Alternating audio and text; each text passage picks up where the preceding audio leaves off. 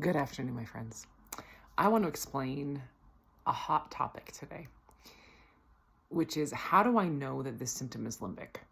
It's a really common conversation I've had with folks over the years in coaching, and there are three categories a symptom can fall into, whether it's mental or physical or somewhere in the mix. And those are, it is just limbic, definitely just limbic. It is definitely just non-limbic, or it's non-limbic, but it's been cross-wired. I think that's important to include in this because sometimes we have things that we know aren't limbic, but they've been cross-wired. And so we're having a limbic response to a symptom that is not limbic. So I'm going to break down some ways to know those different things. And I want to highlight again that none of this is a replacement for further education of yourself. I'm going to include test results as part of this explanation, but ultimately you are the one who knows more than anyone else what's going on inside of you. So take all that into consideration. If something is not limbic, it comes with a calm knowing, or it's discovered and the response is, oh, okay, well, what do I do with this? That's the response if something isn't limbic. And there's a sense of logic with it. Usually something that's non-limbic, there's a reason. There's some physical event that happened and we understand why it happened. It makes sense. It's like, oh, well, I stubbed my toe and there's a bruise and maybe I sprained it or broke it, or there's an x-ray, I broke the bone. There's something that's just very, very clear where it's like, okay, this is not limbic. This is musculoskeletal.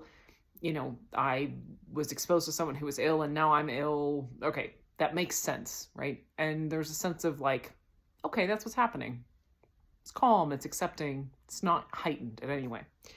And the third is that it responds appropriately to treatments and stays gone. That's which we'll touch on with the limbic bit. But if you have something that's not limbic, whatever the usual treatment is for it, you will respond, you'll heal. It'll get better with time in the prescribed time, and it will feel normal in that sense.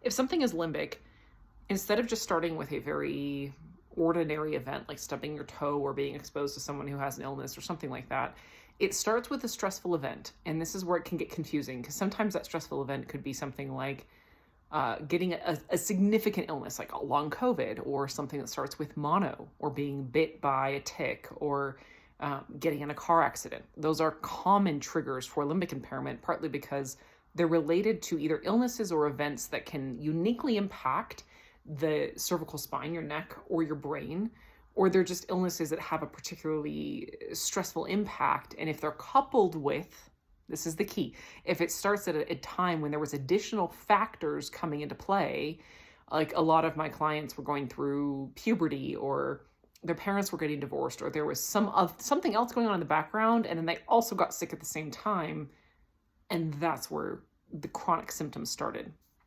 Was maybe there was a physical event, but it was generally coupled with a emotional or psychological or relational event, life event that happened that was also stressful at the same time. And limbic symptoms, when they show up, or when you notice them, because a lot of them are 24/7, so they're there all the time. So either when you notice it more uniquely, or when it pops up, it comes with this very strong sense of alarm or despair or danger or threat of some kind, anxiety, fear, something like that. That's what limbic symptoms, anytime you are aware of it, it's the awareness is coming with this like lightning bolt of like, oh, it's that symptom. Like it feels very ominous. It feels very big, regardless of the nature of the feeling that comes with it. And it doesn't respond to usual treatments, or it responds initially and then it stops responding. And no matter what you try, anything you try might work for a little bit, but then it stops working. That's a classic sign that something is limbic, is that it responds, there's an initial, and that goes with the novelty. When something is brain-based and it's limbic-based, limbic systems love novelty. So we try something new and the brain's like, oh, this is nice. No, I'm still in stress chemistry. The world is ending. Oh my God, this symptom is the worst thing that's ever happened to me. And that's the last bit, is that when something is limbic, it will feel that your day or your life can't go on because the symptom's happening.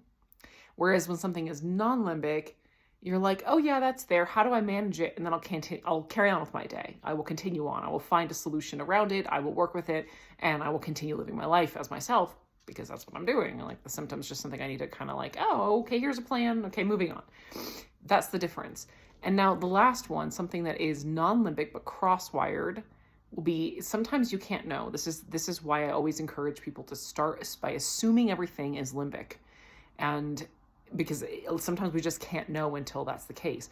Sometimes something is clearly non-limbic. For me, that was something like I have this diastasis recti, and when I, really, there was a combination. It was non-limbic or cross-wired. When I had an almost relapse last year, the symptom came up. It consumed my limbic brain for sure, but ultimately, there was something that happened. I tried to start lifting weights again. I understand the situation. I know how it's constituted, and it has responded well to typical treatments, but I still have to keep my limbic system off it, if that makes sense, or I've had to, over time kind of be like, all right, are we getting this to the point where my brain's saying that this defines what I can and cannot do today, or who I am? That's the point where it's become limbic.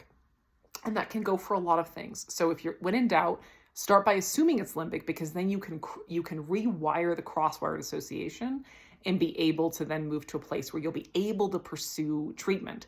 If something is non-limbic but cross-wired, know that you need to rewire it in order to get to a place where you can treat it. Otherwise, your limbic system is going to create such a heightened sense around it that you can't be in relaxation chemistry, which means that your brain and nervous system can't relax and you can't move into a regenerative state where tissue can heal. And that's the most significant bit of that. So that's that for today. Hopefully that helps some of you discern where to begin and how to start with your symptoms. Love you guys.